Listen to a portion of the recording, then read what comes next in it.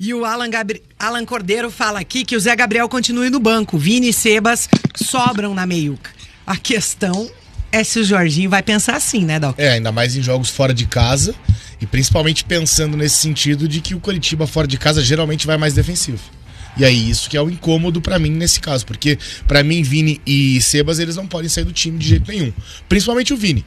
O Sebastião Gomes já não sai porque ele é o capitão do time na ausência do Robson. Eu não mudaria a estrutura do time, muito sinceramente. Não mudaria de maneira alguma a estrutura do time, porque foi a maneira que mais funcionou na minha visão.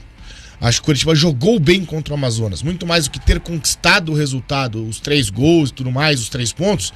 O Coritiba jogou bem. O Coritiba, em momento algum naquela partida, sofreu. O Coritiba, não que não tenha sofrido, sofreu em contra-ataque no primeiro tempo. Só que mesmo com 1-0 no placar, volta pro segundo tempo muito superior. Volta atacando, volta bem, volta buscando o segundo gol de uma vez, tanto que consegue depois. O primeiro ataque do Brusque no segundo tempo é o gol do Brusque. Do Amazonas. Com 26 minutos do segundo tempo.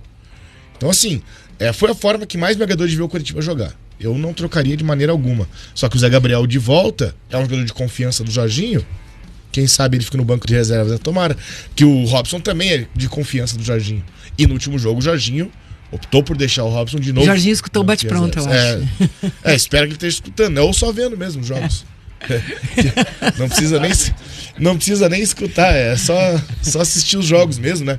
Ver como tem jogado o Robson, o tanto que ele tá contribuindo, o quanto os outros estão contribuindo, né? E daí, assim, a forma como que ele jogou e a forma com que esses dois volantes se portam em campo, eles conseguem não sobrecarregar um lado do campo. E isso fez o Ronier evoluir. O Ronier jogou muito bem, coisa que não estava acontecendo com o Jorginho. O Ronier estava tendo muita dificuldade para jogar. E o Ronier, mesmo sem ter feito nenhum gol, ele foi o pano da partida pela maneira como ele jogou. Porque ele foi responsável pelo ataque do Coritiba funcionar. E agora, né, Dal, que você estava falando exatamente dessa escalação, dessa provável formação no Coritiba contra o Vila Nova, é importante a gente salientar o seguinte, né, que mesmo sendo um jogo fora de casa, um jogo no Oba, é muito difícil jogar em Goiânia, só que agora não tem mais alternativa pro Coritiba, é vencer todos os jogos.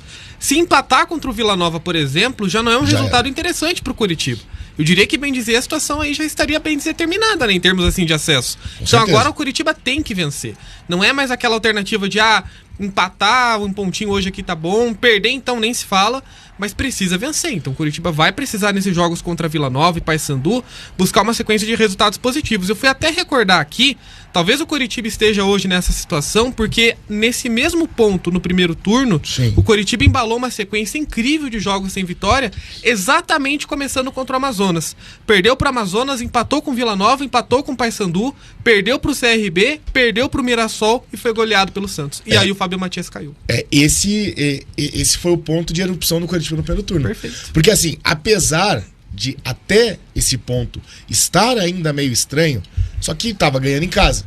Jogou contra o América Mineiro, uma rodada antes, inclusive, ganhou do América Mineiro. Estreia do Fábio Matias, empata contra o Goiás fora. Né? Então assim, o James tinha feito alguns bons jogos, tinha empatado com o Novo Horizontino fora, tinha perdido pro Avaí num jogo que o Coritiba não mereceu perder.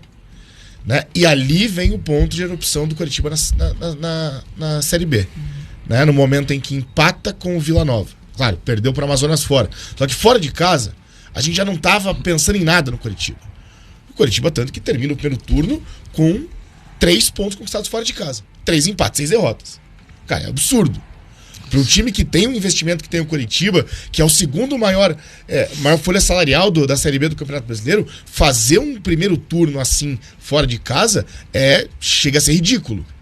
Aí é por isso que o Coritiba está nessa situação hoje. Só que daí você pega os empates contra Vila Nova e Paysandu, são bem impactantes. E contra o Vila Nova, o Robson fazendo um gol de pênalti já nos acréscimos. Aos 50. Foi o dia que o Robson voltou de lesão, inclusive.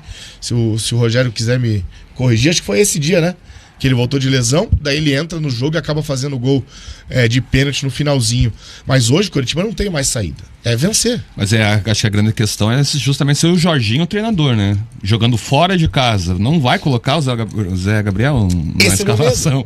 Só que ele vai tirar. Eu também manteria essa estrutura, porque eu acho que foi a estrutura que melhor deu. Se ele colocar o Zé Gabriel, eu acho que ele tira o Vini. Então, não tira o Sebas. Olha o elogio que ele fez ao Vini no jogo. E o Seba jogou muito bem. Muito. Muito Inclusive, bem. também. Vem